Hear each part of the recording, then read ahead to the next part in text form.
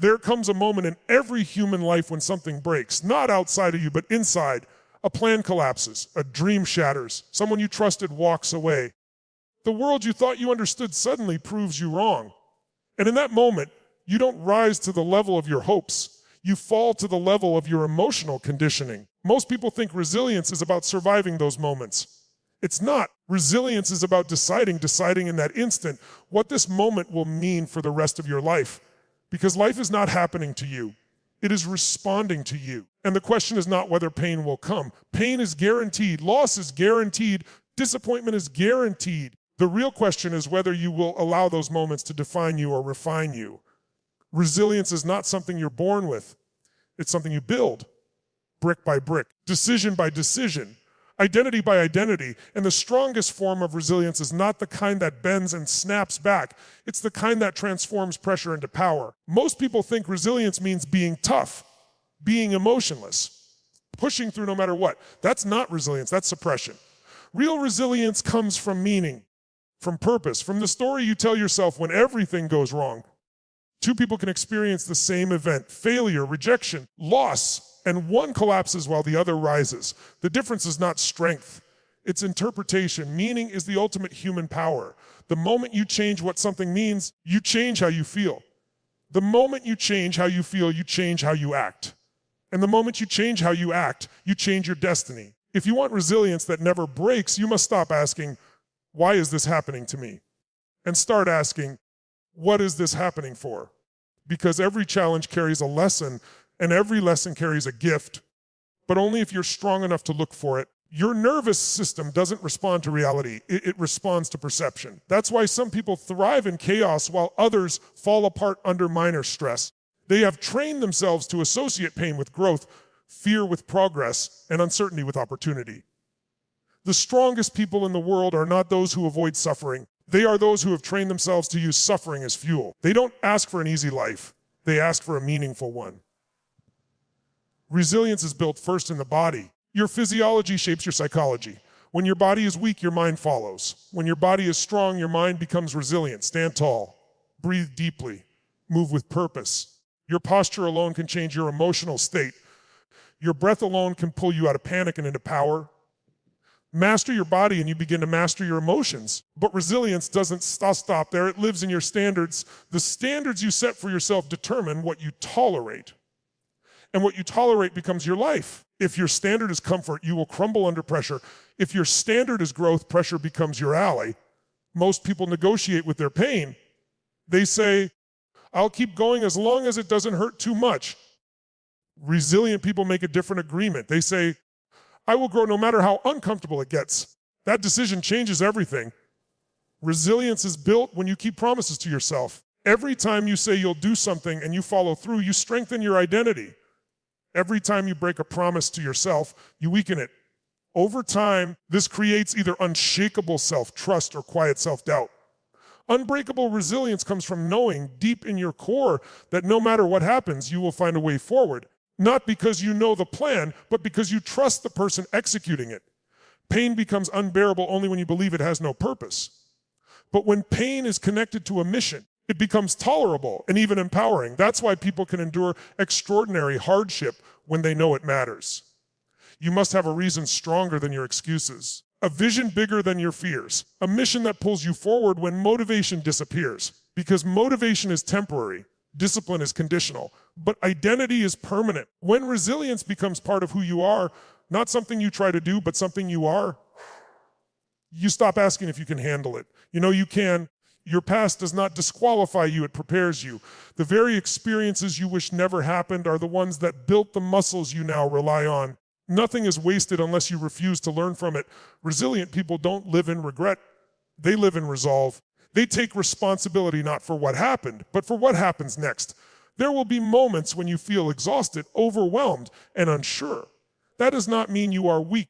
It means you are human. Resilience is not about never feeling broken. It's about refusing to stay broken. The strongest people cry. The strongest people feel deeply. The strongest people allow themselves to experience pain fully, and then they choose to rise anyway. Every time you get back up, you rewire your brain. You teach yourself that failure is survivable. That rejection is temporary. That discomfort is not dangerous. Over time, fear loses its power, not because it disappears, but because you stop believing it controls you. Resilience grows when you stop needing certainty to move forward. Life will never give you guarantees. It gives you opportunities disguised as risks. And the people who win are not those who wait for clarity, but those who move despite the fog. You don't need confidence to act. Action creates confidence. You don't need belief to begin. Beginning builds belief. Movement is medicine. Resilient people are not positive all the time. They are honest all the time. They acknowledge reality without surrendering to it. They see the obstacle clearly, and then they look beyond it. They understand that emotions are signals, not commands. Fear is information. Anxiety is anticipation. Pain is feedback. None of them get to make decisions for you unless you allow them to. You become resilient when you stop fighting your emotions and start leading them. When you say, I feel this, but I choose that. Resilience that never breaks is built when your self-worth is no longer tied to outcomes.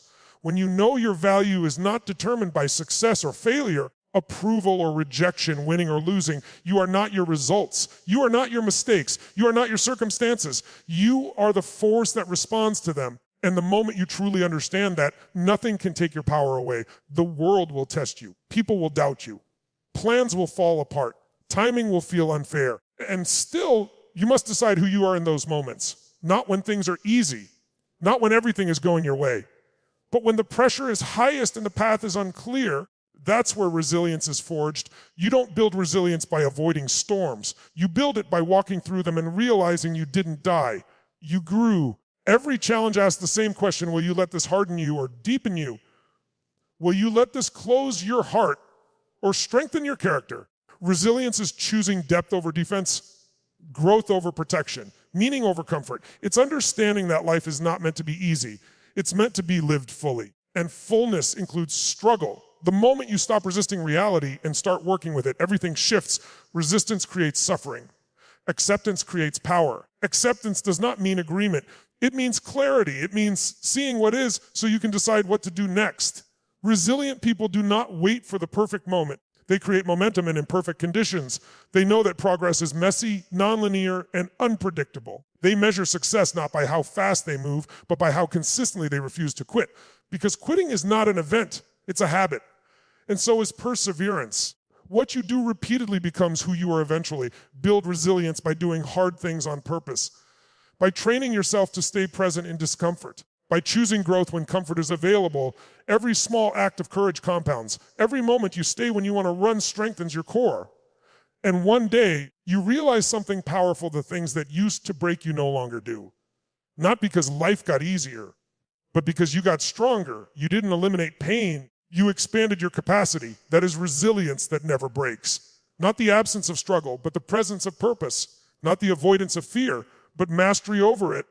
Not the promise that everything will work out, but the certainty that you will handle whatever comes. And when you live from that place, life stops being something you survive and becomes something you lead. So when the next challenge arrives, and it will, stand tall, breathe deep, and remember who you are becoming. You are not fragile. You are forged, and nothing forged by fire is ever truly broken. There is a moment in every person's life that looks ordinary from the outside, but changes everything on the inside. No applause, no announcement, no dramatic music, just a quiet inner shift where you stop waiting and start deciding. That moment is not about motivation. It's not about inspiration. It's about ownership. It's the moment you realize that nothing outside of you is coming to save you, fix you, or complete you. And instead of feeling fear, you feel power.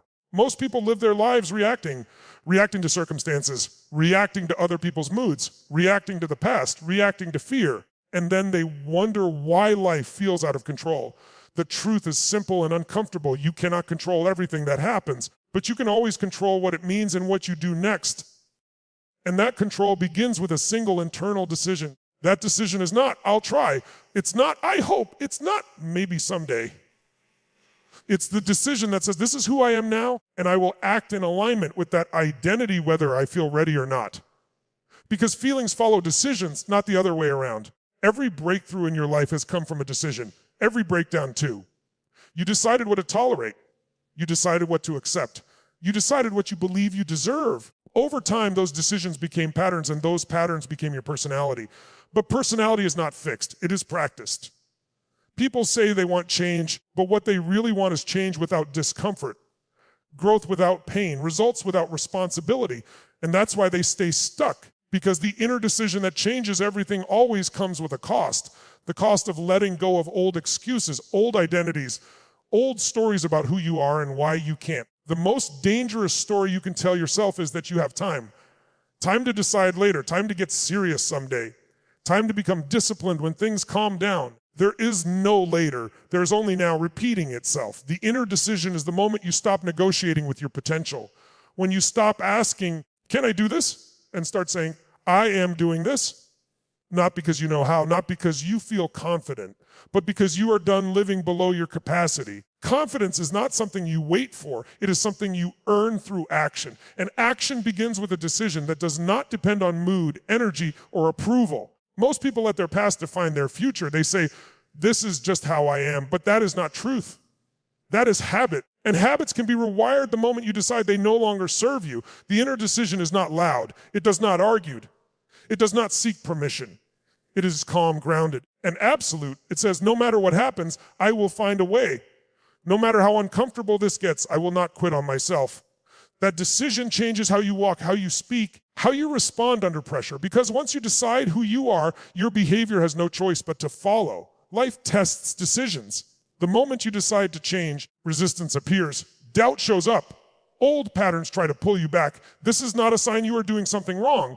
It is proof that the decision is real. The inner decision is not about perfection. It's about commitment. You will stumble. You will hesitate. You will feel fear. But you will not retreat into who you used to be. Most people wait for certainty before they move. But certainty comes from movement. Clarity is created through action. And the people who win are not the most talented, the smartest, or the luckiest. They are the most decided. When you are undecided, life decides for you. When you are decided, life responds. The inner decision shifts your focus from what you can't control to what you can. Your effort, your standards, your mindset, your follow through. And once you focus there, your energy stops leaking into worry and starts flowing into progress. You stop needing validation. You stop explaining yourself.